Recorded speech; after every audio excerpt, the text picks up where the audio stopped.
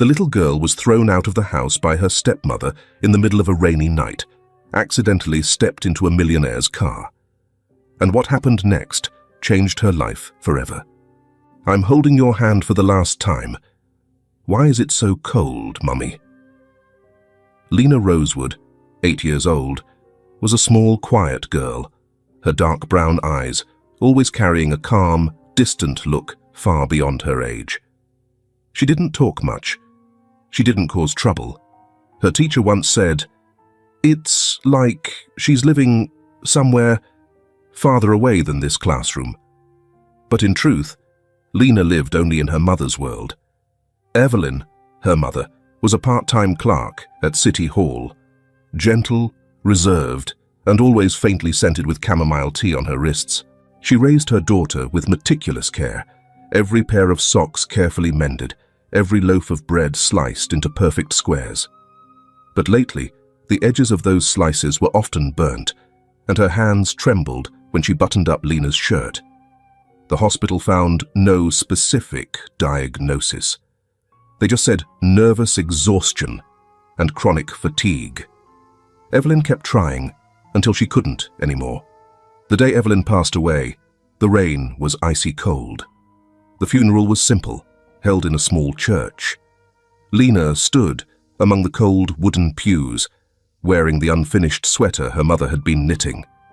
The adults around her held umbrellas, but no one held one for her, because no one thought to.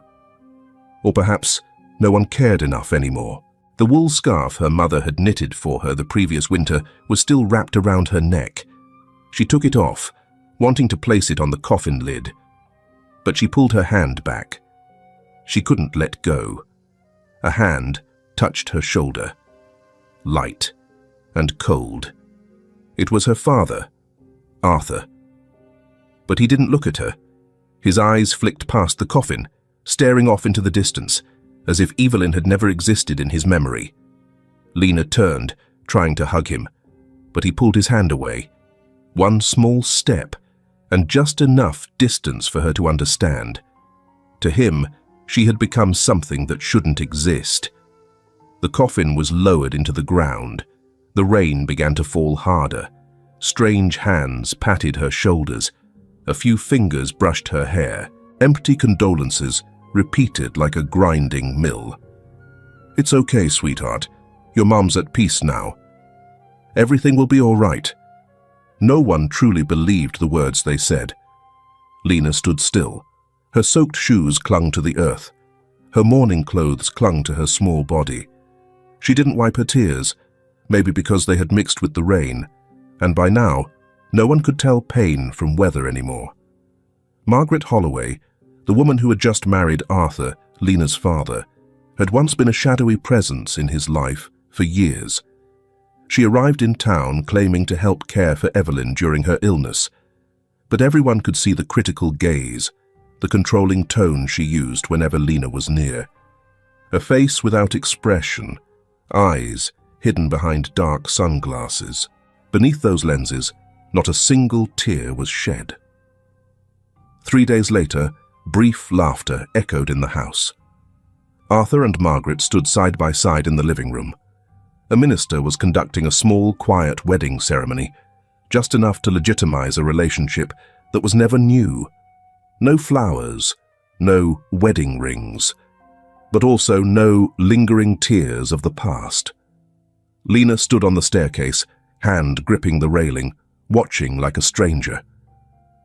After the ceremony, Margaret went straight into Evelyn's old bedroom. She opened the wardrobe and pulled out a knitting basket still tangled with unfinished threads. Inside was a dark blue scarf, not yet complete, each stitch knitted through sleepless nights when Evelyn coughed, but kept knitting for her daughter. The scarf still carried the faint scent of peppermint oil. Margaret picked it up and twisted it gently. "There's no reason to keep these things anymore," she said, loud enough for Arthur to hear, though her eyes never left the yarn. Lena stepped down from the stairs, about to enter, but stopped at the doorway. Margaret tossed the scarf into the fireplace. A soft pop was heard as flame met fiber. Lena gasped, but didn't scream. She stood still, her fists clenched tightly. The flickering firelight danced in her reddened eyes. Arthur said nothing. The fire wasn't large, but it was enough. Enough to burn away a piece of memory, quietly, completely, and indifferently. The next morning, Margaret called her into the living room. "Where's your suitcase?" she asked. My mother's suitcase," Lena murmured. "Number. From now on, it's yours, and you'll need it. Today." She didn't shout. She wasn't angry. She spoke in a flat, even tone, as if discussing the disposal of an unwanted object in the house. Arthur sat beside her, gripping a coffee cup he didn't drink from. When Lena turned to him, he lowered his head. "Go, before it rains."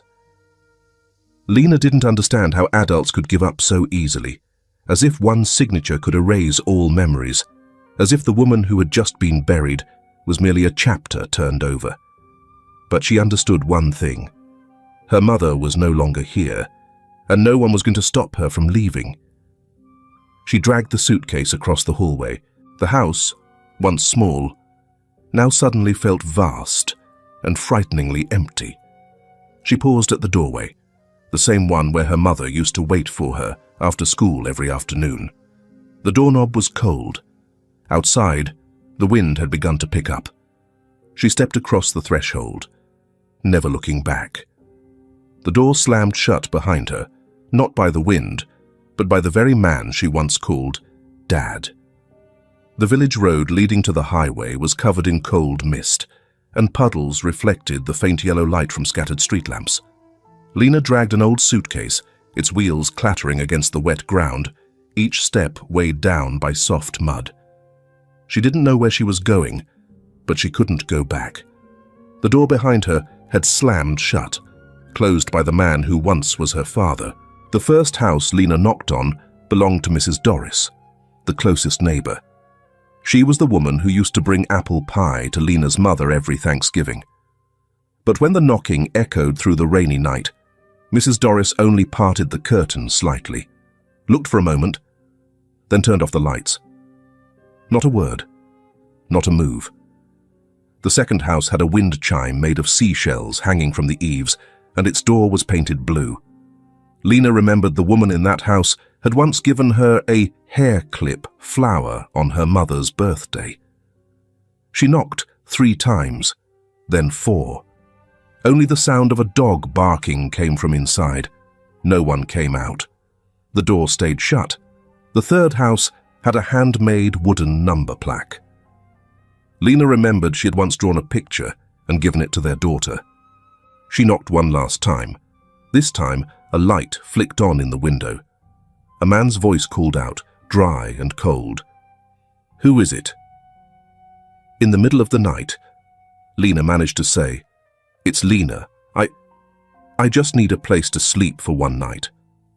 There was a silence. Then the window shut. The light turned off. She stood there for a few seconds, then turned away, pulling her suitcase through the rain. Her eyes didn't blink.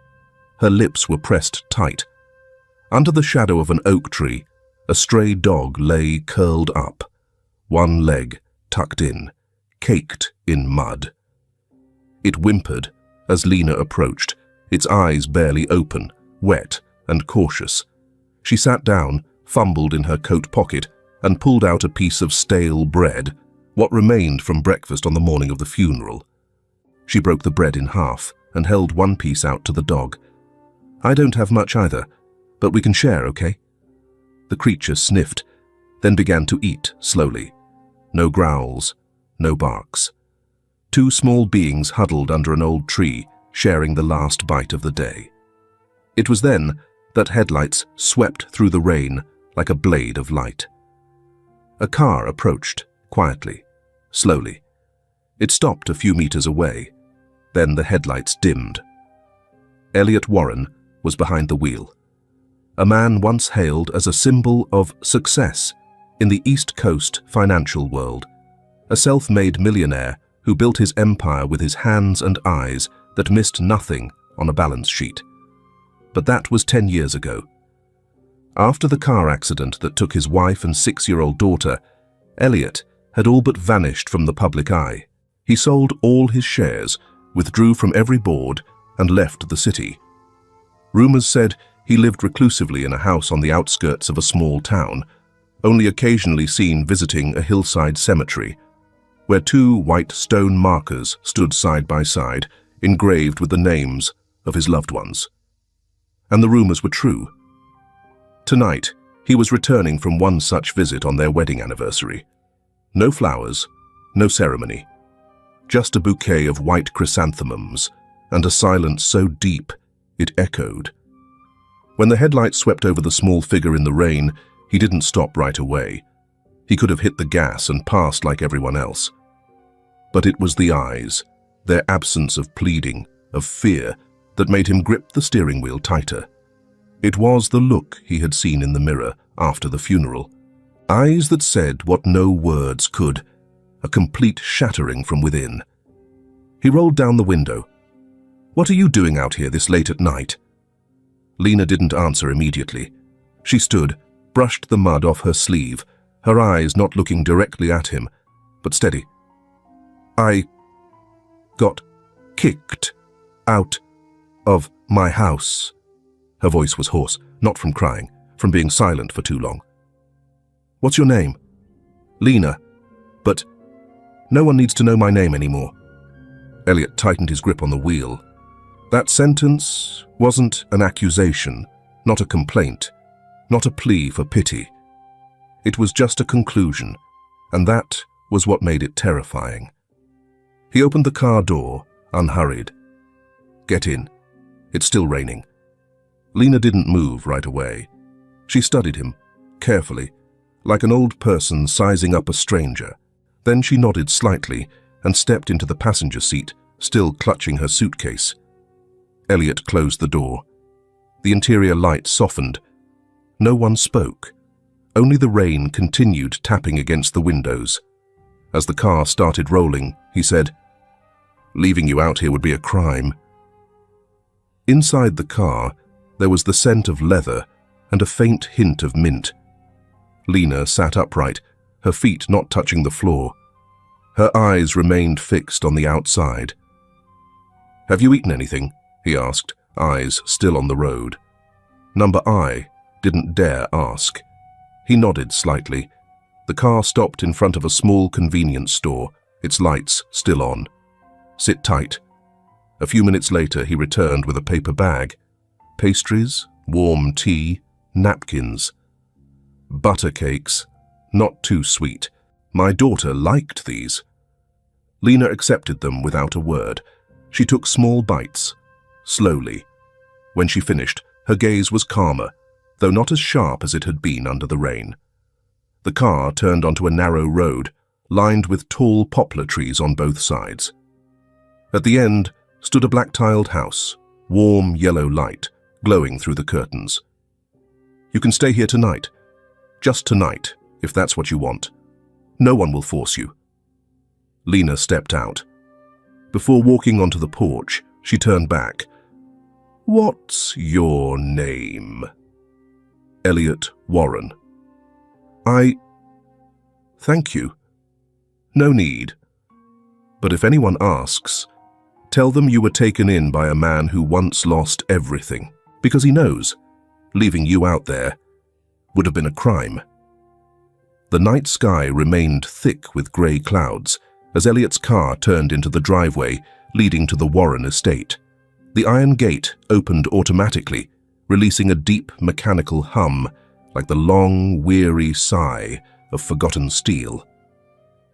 The house emerged from behind the trees, black-tiled roof, grey stone walls, brown wooden windows covered with sheer curtains, every detail meticulously maintained, yet it radiated the feeling of a place no one truly lived in. Inside, the space was vast, but not cold. Warm yellow light from low-hanging lamps cast soft shadows across the walls. An antique clock ticked gently, steadily. No television, no music. only the sound of silence. Lena stepped over the threshold, keeping her suitcase close. She didn't ask anything, didn't look around. The house didn't scare her, but it didn't make her feel any safer either. A woman appeared at the top of the stairs, silver hair neatly tied in a bun, a cream turtleneck sweater, eyes slightly narrowed, but not scrutinizing. She looked at Lena for a moment, then gave Elliot a small nod without saying a word. "This is my mother, Mrs. Emily," Elliot said, his voice softer. She walked forward, unhurried. Standing in front of Lena, she didn't ask her name, nor why she was here. She simply gave a slight bow and said in a deep, smooth voice, "You must be cold. I'll prepare a towel and clean sleepwear for you." Lena nodded, almost instinctively. She followed her upstairs, down a long hallway lined with evenly spaced old paintings. Her room was on the second floor, with a window facing the back garden. The sheets were clean, carrying a faint scent of lavender. On the desk stood a vintage-style bedside lamp, glowing dimly. Mrs. Emily didn't say much. She placed a warm towel on the bed, then quietly stepped out. No questions, no fuss. Lena changed clothes. Her hands brushed every corner of the blanket, as if checking whether the place was real. She crawled under the covers, lay on her side, eyes open, ears tuned to the wind howling outside. Guarding herself against the strange quiet inside the house, she placed her suitcase right next to the bed, slightly unzipped, so she could always reach it with one hand. Beneath her pillow, she hid a spoon, not for any particular use, but because back in the old house her mother once told her, "If you hold on to something metal, it helps you feel like you're still in control." In the days that followed, Mrs. Emily still didn't ask anything. She simply scooped just enough rice into Lena's bowl, always leaving a small piece of cake next to it. When Lena ate, she didn't look at her, just knitted or watered the plants indoors. Each morning, Lena's washcloth was neatly folded and placed on the chair by the bed, and every night, the hallway light was already turned on. Lena said nothing. She didn't smile either. She ate slowly, secretly wrapping part of the cake in a handkerchief and hiding it under her pillow. Not because she was hungry, but because she wasn't sure if there would still be food tomorrow. One morning, upon waking up, she found the handkerchief under her pillow had been taken. In its place was a new slice of cake, carefully wrapped in parchment paper. No one said anything, but it spoke volumes. One time, as Mrs. Emily helped untangle her wet hair after a bath, Lena suddenly asked, "Have you ever forgotten what your loved ones' faces look like?" Mrs. Emily paused briefly, then continued brushing. "Yes. But don't worry. The things we love are still there. They're just hiding for a while." Lena nodded. That night, she sat on her bed for a long time, then whispered softly to herself, "My mum used to sit for hours after drinking tea." She didn't say anything, just breathed heavily. I thought she was tired, but in the last few months, it happened every time after tea. That sentence slipped through the slightly ajar door, and Elliot, standing outside, heard it. He stood in the dark hallway, back against the cold wall, eyes closed. Lena's words echoed in his mind. "My mum used to sit for hours after drinking tea." She didn't say anything, just breathed heavily. A small detail, seemingly meaningless, but it made Elliot stop cold. He didn't know who Evelyn was. He had never met Lena before. But her words stirred something unsettling, a kind of unnatural, repetitive fatigue, overlooked and forgotten. After Lena had fallen asleep, Elliot returned to his study. He opened his notebook, jotted down her words, then searched the old drawer for a file he had once compiled about symptoms and toxins related to slow poisoning, something he had delved into deeply after the sudden deaths of his wife and child. That old obsession, like a scar, never truly healed.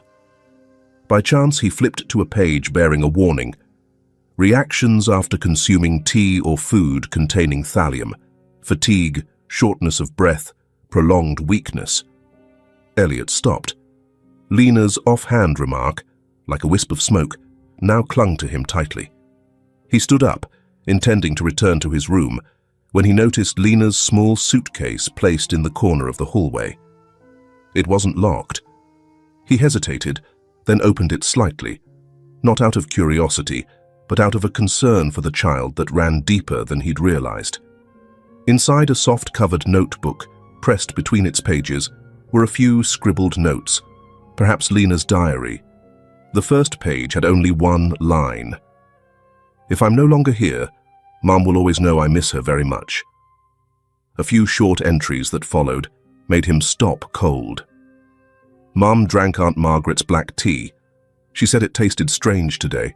She told me not to say anything to anyone. One time, Mum threw up after drinking it. Aunt said it was because Mum was weak, but she wasn't like that before." Elliot's chest tightened. Part of him wanted to close the notebook, but another part compelled him to keep reading. That afternoon, he sat with Lena in the library, a small room bathed in gentle sunlight. She sat by the bookshelf, holding a comic book, but her eyes occasionally flicked toward him. "Did you write those notes?" he asked, his voice barely above a whisper. Lena nodded. "My mum used to tell me to write down anything strange, so I wouldn't forget later." "Who is Aunt Margaret?" he asked, the first time he had spoken aloud the name of that mysterious woman. Lena hesitated, then spoke as if recounting a story from a book. "She's my dad's new wife. She used to come over a lot. Then, when Mum got sick, she started living with us. She doesn't like me." Elliot tilted his head slightly but didn't interrupt. She continued, "She always said I was messy. She told Mum she was sick because she wouldn't take her medicine, but I thought Mum was fine until she started drinking Aunt's tea. Mum used to laugh a lot." "And your dad?" he asked. He didn't say anything. At first he still hugged me, but later he started turning his face away. Elliot didn't reply, but inside him the pieces were starting to come together. It wasn't a coincidence that Evelyn got sick right when Margaret appeared. And it certainly wasn't a coincidence that an 8-year-old remembered every detail of her mother's reactions, each one seemingly small, yet gradually pointing to something far greater. A gut feeling had now become a clear direction. The sky that day was crystal clear, as if it had never known the quiet rains of the night before. A light breeze passed through the maple trees, their leaves now a deep golden hue. In that seemingly peaceful setting, Elliot sat on the porch, a cup of coffee cooling in his hand, eyes fixed on the backyard where Lena was rearranging small pebbles into neat rows. "What are you doing?" he asked, his voice as gentle as the wind. "At my old school, Miss Rachel used to teach us to line up pebbles to count the days," Lena replied without looking up. "She said each stone is something you don't want to forget." Elliot came to sit beside her. "Who's Miss Rachel?" "My old teacher. She used to get scolded by that mean lady a lot, but she'd sneak me lunch anyway. One day she told me, 'When you're tired, just sit still. I'll notice.'" A pause. "She got fired." The mean lady said she lied. Elliot sat in silence, eyes narrowing slightly. "Do you remember her full name?" "Rachel Ford.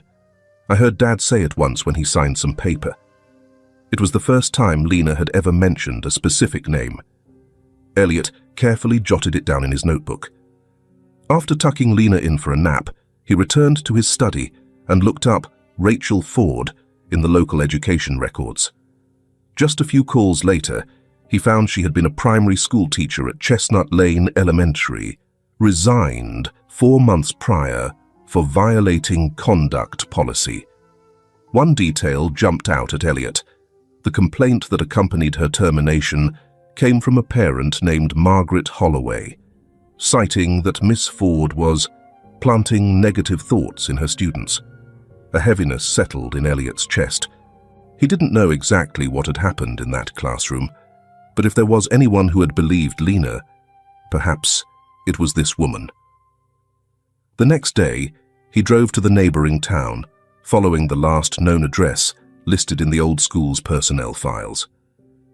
"Hannah, I need to access the medical records of a woman named Evelyn Rosewood, Woodvale Town Hospital, within the year before she passed."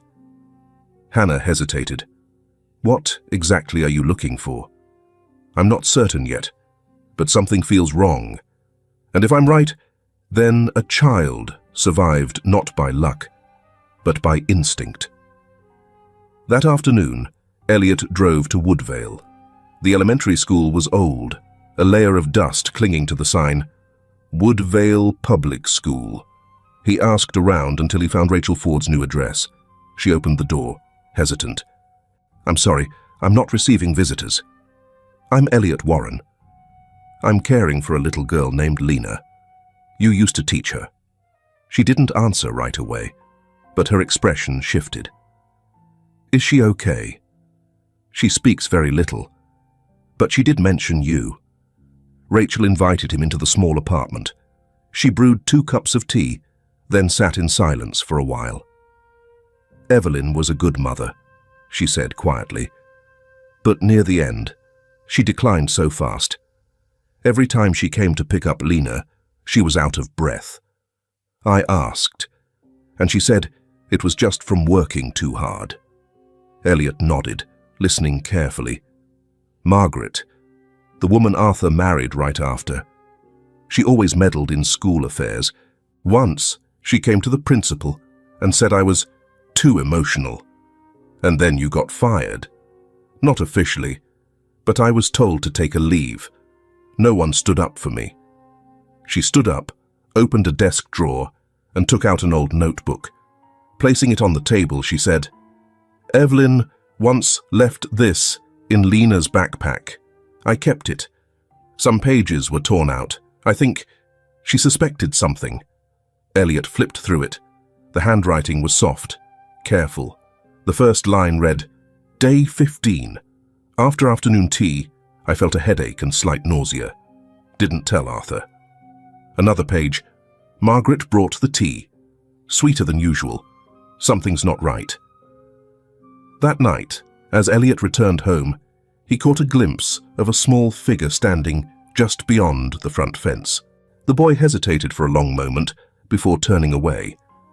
It was Jonas, the neighbor kid who used to play with Lena. Elliot only caught a glance of the small cloth-wrapped bundle in his hands and the mixture of joy and shyness in his eyes as they met. The next morning, after school, Jonas came back. This time, he gently knocked on the back door and asked the housekeeper to call for Lena. When she stepped out, she froze briefly.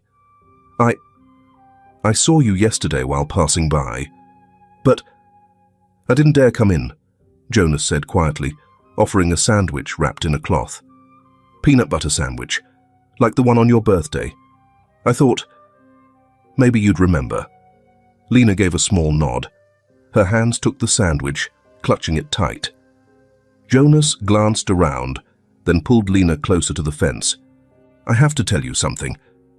Aunt Margaret once threw something into the well behind the house. I'm not sure what it was, but it had a frame, like a photo.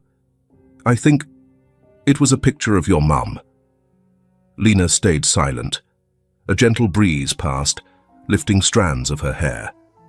Then she turned to Jonas, her voice soft and hoarse. "That might be the only photo I have left of my mom. I want to find it, but I don't know how." That afternoon, Lena hesitantly stepped into the small library where Elliot was reading. She stood at the doorway, fingers twisting the hem of her shirt.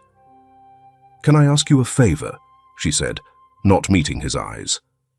Elliot set down the book and nodded. Can you help me find something in the well behind my old house?" "Jonas," said Aunt Margaret threw something down there. "I think it might be a photo of my mum." It was the first time Lena had ever asked for help.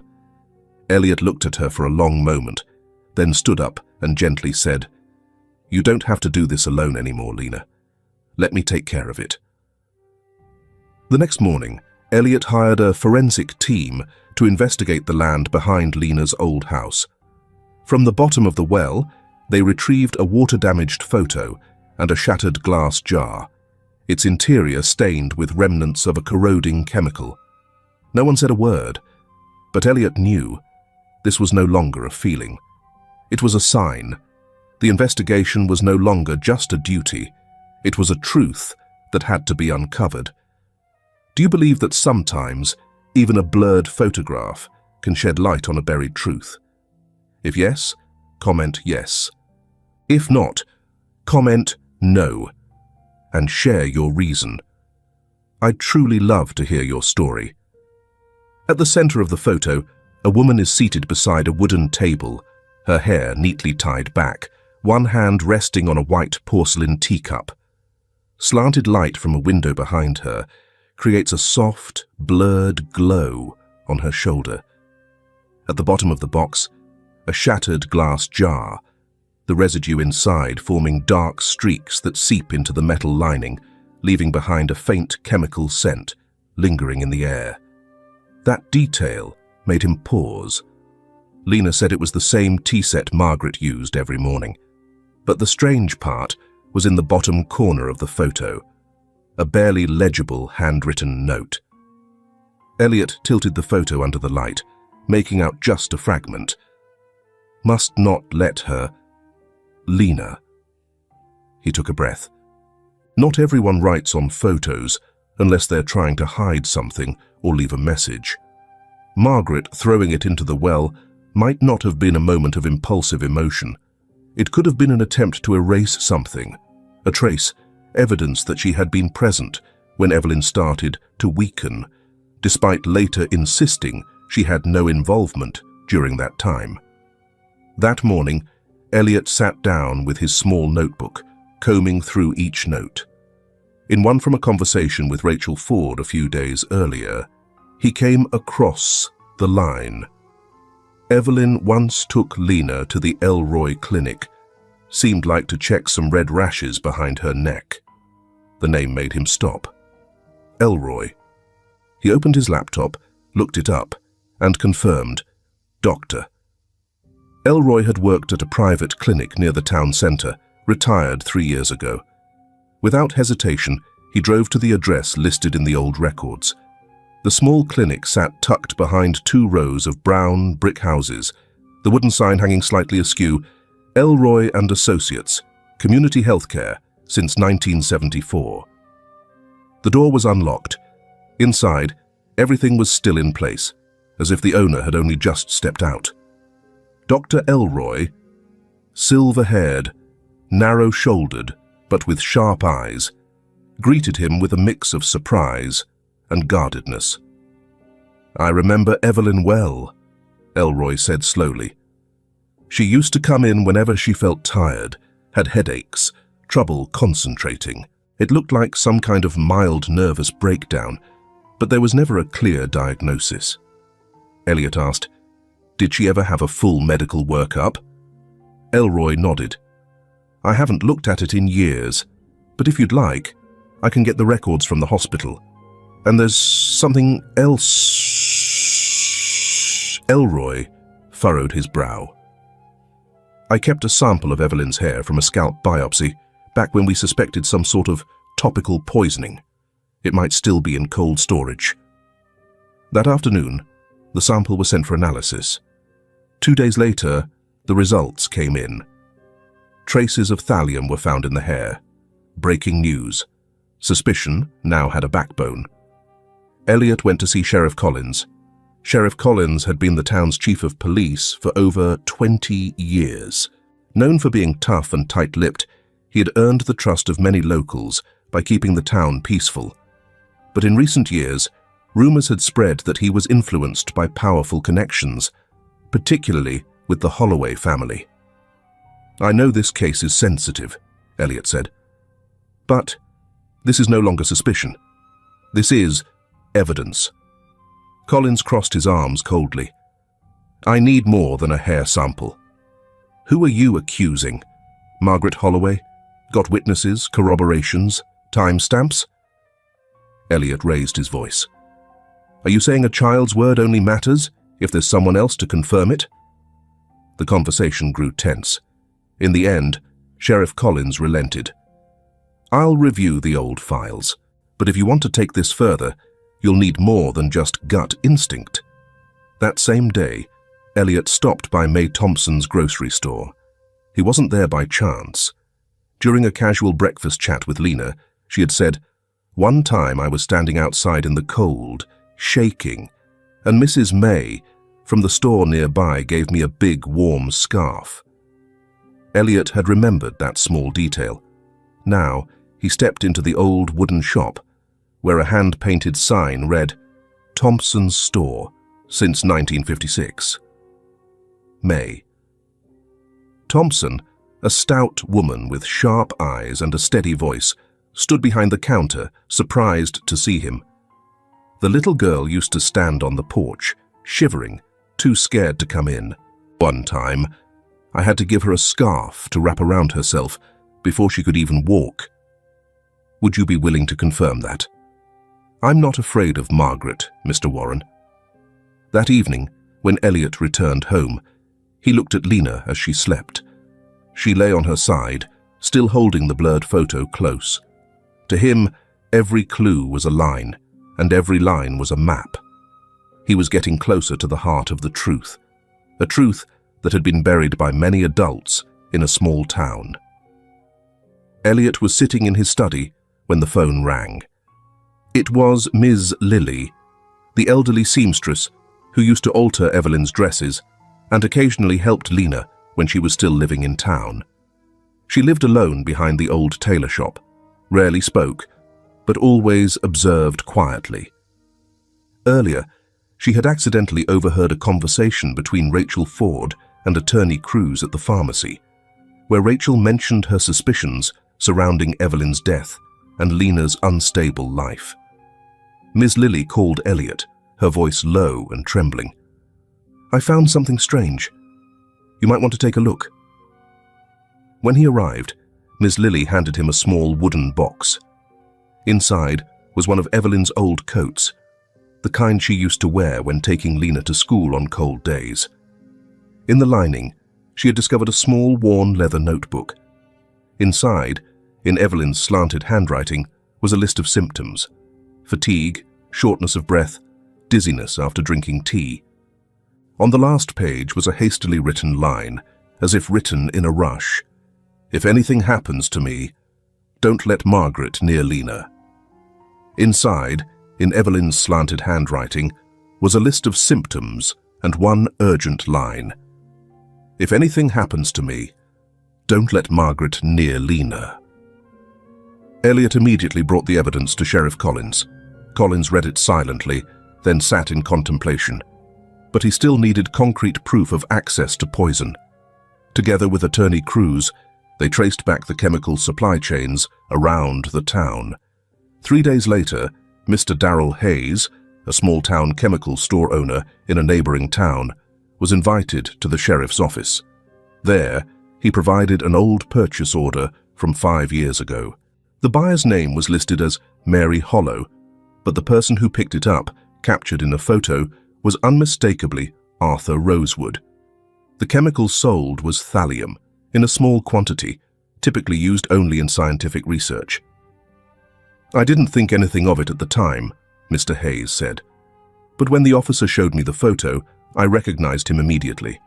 He's the one who came to pick it up." With this evidence, Sheriff Collins signed the arrest warrant. The next morning, Elliot sat with Lena on the porch steps. The sun hadn't fully risen yet, and the morning wind was crisp and cold.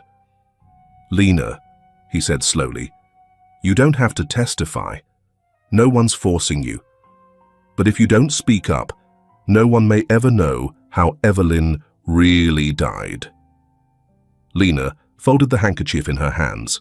I don't want to hurt my father, even if he doesn't look at me anymore. Elliot pulled out a copy of Evelyn's hair toxicology report and placed it on the table. Your mother didn't die from illness. She was poisoned, and the person who picked up that poison was your father. Lena froze. Her whole body stiffened. Dad knew too? At the very least, he held the poison in his hands. Lena clenched her small fists tightly. Then, I'll go. The sky had not yet fully brightened when 3 police cars pulled up in front of the ash-grey house on the outskirts of town. Sheriff Collins stepped out first, his long coat fluttering in the wind. He gave a silent signal for 2 officers to circle around to the back door, while he and Officer Jenkins knocked on the old wooden front door. No answer. Police, open up. Collins gave a nod. One strong shove blew the hinges off. The door flew open. Inside, the house was eerily silent. On the table, a cup of coffee was still steaming. A plate of bread had only a single bite taken out. The strong scent of perfume still lingered on the pillow. Damn it, Collins hissed. They just left. From the back window, a young officer shouted, Tire tracks are fresh. Can't be more than 10 minutes old. Collins stepped onto the porch and pulled out his phone. I'm issuing a statewide BOLO. 2 individuals, Margaret Holloway and Arthur Rosewood, suspected of fatal poisoning and child abuse, considered armed and dangerous. By mid-morning, checkpoints were set up. A tracking team was called in from the neighboring state.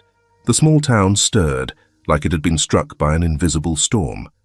From an old gas station near the woods, the investigation team pulled a blurry video, a grey sedan leaving the area at 5:12 a.m. The driver wore a cap, but the facial structure and build matched Arthur Rosewood. They had a lead. At the Warren house, Elliot sat in his study, phone in hand, listening to the internal report from the sheriff. He said nothing as he hung up. But when he walked back into the living room, where Lena was sitting, he paused for a long moment before speaking.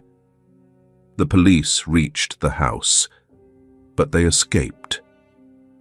Lena didn't turn around. She just gave a small nod and quietly hugged the old teddy bear Jonas had given her the day before. Her eyes stared toward the door, as if waiting for something, or afraid something might return. Elliot sat down beside her. No one can hurt you here, but we need to end this, together. She turned to him, for the first time in days, and spoke softly. You're not going to leave, right? Number not, while there's still truth that hasn't been told. 3 days later, early morning, when the sunlight had just begun to touch the treetops at the forest's edge, Sheriff Collins received a call from the Federal Investigation Unit. We've located the vehicle's signal. They're on Timberline Trail, less than 40 miles from the border. Immediately, a task force was dispatched. Deep in the old woods, they found the car abandoned by the roadside. In the forest, they discovered a hastily built campsite, a fire still faintly smoldering, and 2 people, a man and a woman, hiding near a cliff edge. Margaret said nothing when she was arrested. Arthur broke down in tears.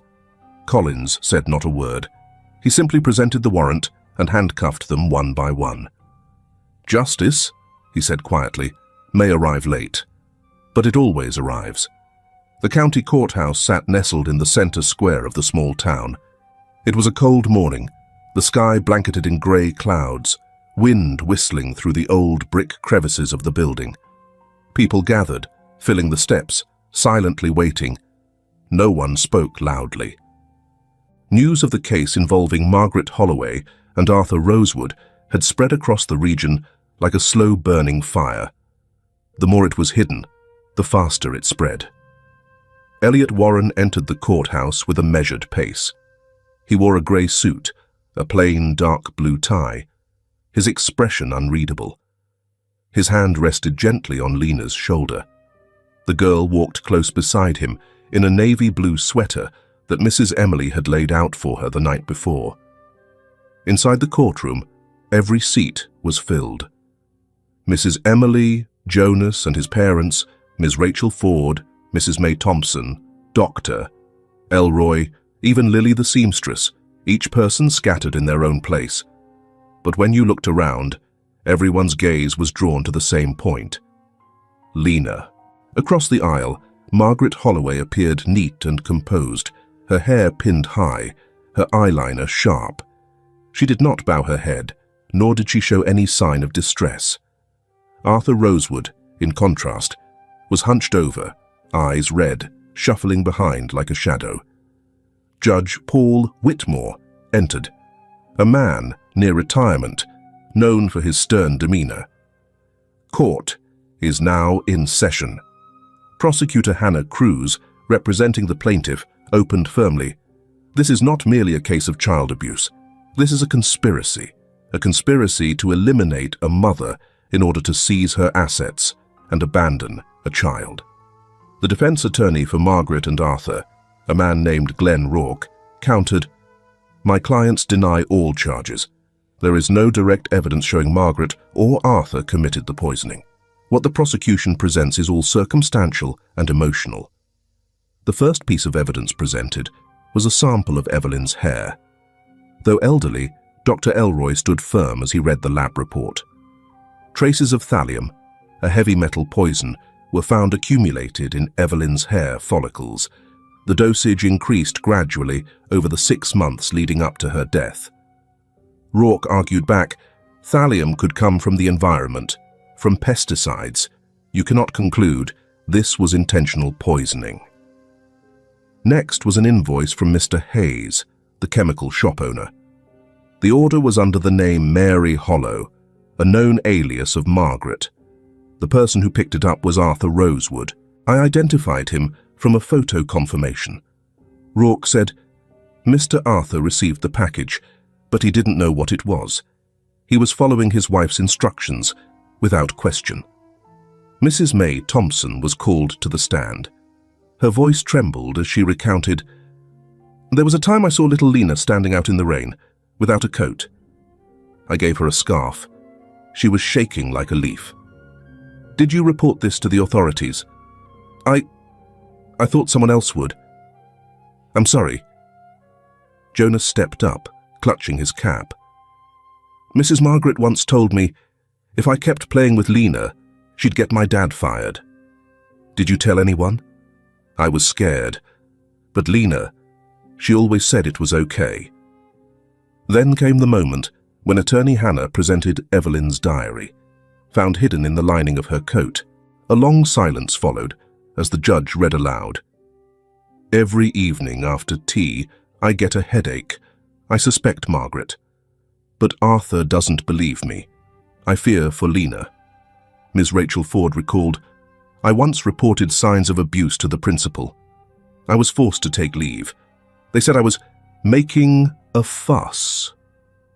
After that, I never saw Lena at school again." Sheriff Collins took the stand. "I take full responsibility for not acting sooner. I was influenced by Margaret, by her social standing and the rumors. But the truth is, I was wrong." When it was Lena's turn, all eyes turned to her. She stepped up to the witness stand, small against the vast room. She looked at no one. She simply said, "My mum used to say, there will come a time when you have to speak for yourself. I never thought I'd have to do that. In court." She paused, swallowing hard. "I used to wish my dad would look at me the way he used to. Just once, but ever since Mum died, Dad hasn't been Dad anymore. Aunt Margaret didn't like me. She said I was a burden. Dad didn't object. When Mum got sick, Aunt made tea every night. After drinking it, Mum would feel weak, short of breath. Aunt said she was just frail. But she never was before that." Her voice dropped. "Mum told me, if anything happened, to hold on to the photo, but Aunt threw it down the well." Arthur lifted his head. For the first time, he didn't avoid her gaze. a gaze filled with suspicion, hurt, and a suffocated hope. The room was silent as he choked out, "I'm sorry." He broke down in tears. Real tears, not from fear, but from guilt. He buried his face in his hands, shoulders shaking violently. "I didn't have the courage. I abandoned you, abandoned Evelyn. I was weak and cowardly. I let her destroy everything good." Margaret sat across from him, face unmoved. Even as her husband wept, she showed no reaction. Her eyes remained fixed forward, not blinking once. The judge was silent for a long time. Then he summoned both attorneys to the bench. After 15 minutes, he returned to his seat. Based on the physical evidence, witness testimonies, and forensic results, the court finds Margaret Holloway is sentenced to 12 years in prison for deliberate poisoning, resulting in death and systematic child abuse. Arthur Rosewood is stripped of parental rights and is mandated to undergo psychological treatment under supervision. Court is adjourned. Police cuffed Margaret and Arthur. She tried to maintain a calm expression, but her lips quivered slightly. Arthur kept his head down, saying nothing. As Lena stepped down from the stand, she turned around. She looked at her father, the man who had once been her safe place. He avoided her gaze, and this time she was the one who turned away, decisively. Elliot met her at the door, his hand on her shoulder, wordless. The crowd parted silently into two sides. Those who had once known Evelyn, who had seen Lena thin and shivering in the rain, now stood, not clapping, not cheering, because that silence was justice. At day's end, Elliot stood at the window of his office, looking out. The verdict had been read. Lives had fallen, and a child had risen, amidst what should have been too much to bear. He knew the journey wasn't over, but at the very least, they had made it past a turning point. A quiet autumn morning passed peacefully on the hilltop of the Warren residence. Weak sunlight filtered through the maple leaves, casting soft shadows across the stone-paved front yard. Golden leaves drifted gently, like whispers of time, tender, unhurried. Inside the large house, everything had returned to silence. No more ringing phones, no more hurried, anxious footsteps. Lena sat by the wooden table next to the window, her small legs swinging slightly. On the table lay a blank sheet of paper, an old box of colored pencils, and a slant of light falling through the window pane. She drew slowly, unhurriedly, her hand trembling lightly whenever she colored in a familiar detail. The picture gradually emerged. A gentle woman with shoulder-length brown hair standing next to a little girl, and beside them stood a tall man wearing a wide-brimmed hat, arms outstretched, embracing them. That was Elliot Warren. The adoption paperwork was finalized sooner than expected. Attorney Hannah Cruz, with help from many sides, had submitted all the evidence and completed the procedures within 3 weeks of the hearing. Mrs. Emily was the first to sign on Elliot's behalf. Her handwriting was soft and slightly shaky, but resolute. "She deserves a real home," she said, gently placing her hand on the file. Elliot stood beside her, saying nothing. But the way he looked at the paper, it was the gaze of a man who had already lost so much and now refused to lose anything more. That afternoon, after a simple dinner of pie and chicken soup, Lena walked over to him, holding the picture she had just finished. "I want to give this to you," she said, her voice very soft. Elliot looked at the sheet of paper. He was silent for a long while, then asked quietly, "The man in the hat, who is he?" "He's the one I hope." "I could call my dad." She didn't say it loudly. It was soft, almost a whisper. But inside Elliot's chest, it echoed like a drumbeat. He had never expected Lena to call him that. He had never been ready. "Are you sure?" he asked, unable to hide the confusion in his eyes. Lena nodded. I'm not asking you to do anything. It's just, if I call you Dad, would it make you sad? Elliot took a step back, leaning against the bookshelf behind him. A wave of emotion rose, not violent, but deep. For 10 years, he had lived like a survivor of a wreck, his body intact, but hollow inside. And now, a small soul, once abandoned, wanted to call him Dad. He didn't answer with words. He simply opened his arms. Lena stepped forward, and in that moment, in the fire-warmed room, Elliot held the little girl in his embrace. He cried, not like a man hardened by life, but like a father who had just found the child he never had. Mrs. Emily watched the scene through the slightly ajar doorway. She quietly stepped away, her eyes misty. After 10 years, her son had finally learned what it meant to forgive, not others, but himself. That night, Elliot sat alone in his study. On the desk before him was the blueprint for the founding of Lena's House of Light, a care and protection center for abused children. At the top of the page, he added a line: a place where children are believed in, are loved, and are called by their true names. The next morning, Lena walked through the garden. The breeze was cool, carrying the scent of lavender from the bushes Mrs. Emily had planted. Jonas ran up, holding 2 bagels. Want to split one? Okay, Lena smiled. Are you feeling better now? Not quite. But I think everything's beginning. Elliot stood at a distance, watching the 2 children sit beneath the tree. He didn't come closer. He just stood there, quietly. The sun had risen, just a little higher than usual, and the word Dad, newly spoken, was no longer a void.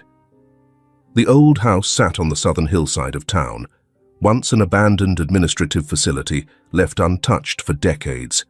The plaster walls were peeling, window hinges broken, and the backyard overgrown with weeds. But in Elliot's eyes, it wasn't just a rundown building. It was the ground zero for something new. Elliot stood in the main room, hands on his hips, as sunlight filtered through the cracks in the roof, casting streaks across the cracked tile floor.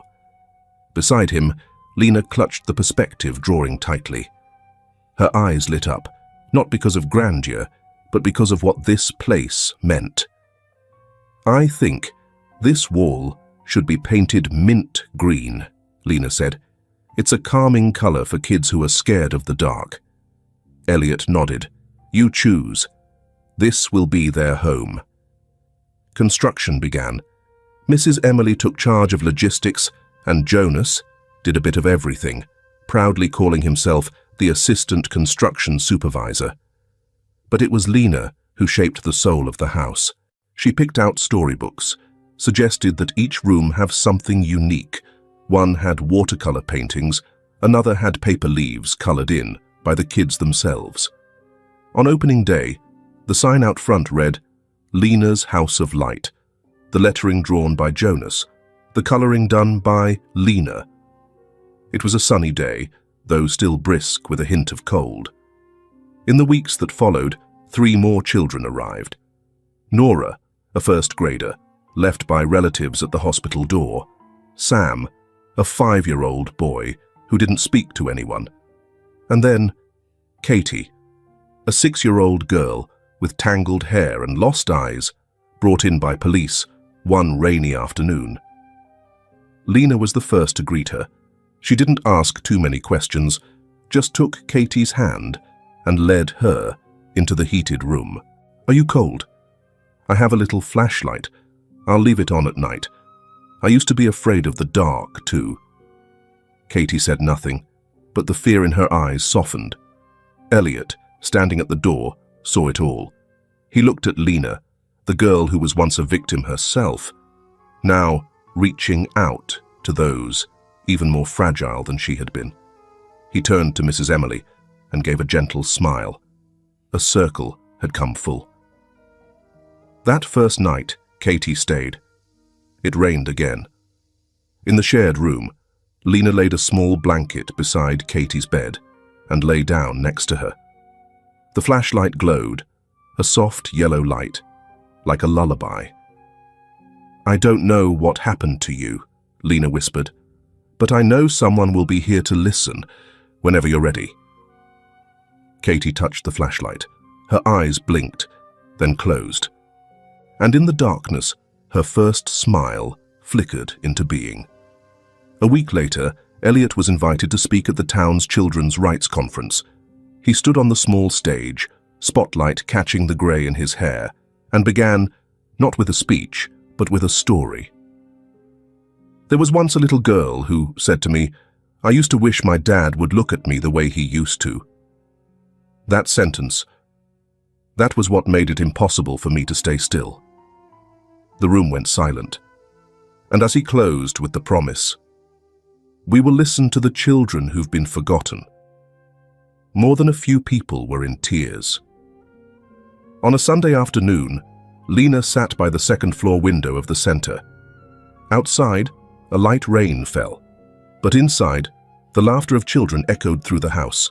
She looked down into the garden, where Jonas was helping Sam plant a sapling. Mrs. Emily was knitting. Elliot was reading fairy tales to two little girls. Lena smiled. The rain didn't feel cold anymore, and the house, once merely a shelter, had become light. A light that never fades. Maybe, in this world, we've all been a child afraid of the dark. The only difference is, some of us were held close and heard a whisper. It's okay. Someone's here with you. Lena's story isn't just about a journey toward justice. It's a reminder that sometimes what changes a life begins with one person brave enough to open their heart. Have you ever stayed silent, even though you wanted to speak? Felt so tired you couldn't reach out, even though your heart was full of love? If so, please don't blame yourself. Because even in the smallest moment, you can still be a light for someone who's lost. If you've made it this far, let me ask you, honestly, are you doing okay today? Have you eaten something delicious? And is your heart feeling warm? Don't forget to care for your hands, and your heart too. They both deserve love.